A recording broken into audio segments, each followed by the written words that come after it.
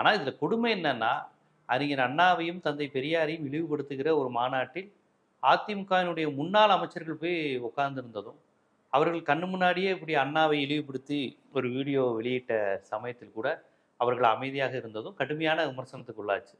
ஆனா அதிமுக முன்னாள் அமைச்சர்கள் போய் எதுக்கு இந்து முன்னணி மாநாட்டில கலந்துக்கிறாங்க? அது திராவிட இயக்கம் அழியணும்னு சொல்லக்கூடிய ஒரு அமைப்பு.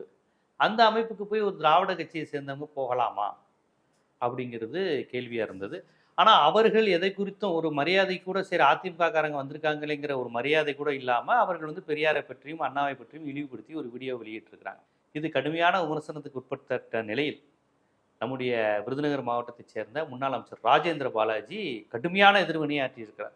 என்ன கடுமையான எதிர்வினைனா, அந்த வீடியோவை நீங்க தவிர்த்திருக்கலாம். எவ்வளோ கடுமையா ஹார்ஸா சொல்லியிருக்காரு பாருங்க. அந்த வீடியோவ அவங்க தவிர்த்திருக்கலாம். மற்றபடி 99% அந்த மாநாடுங்கிறது நல்ல விஷயங்கள பேசியிருக்கு. அதுக்காக அந்த ஒரு நிகழ்வுக்காக 99% நல்ல விஷயங்கள புறக்கணிச்சிட முடியாதுங்கிறாங்க.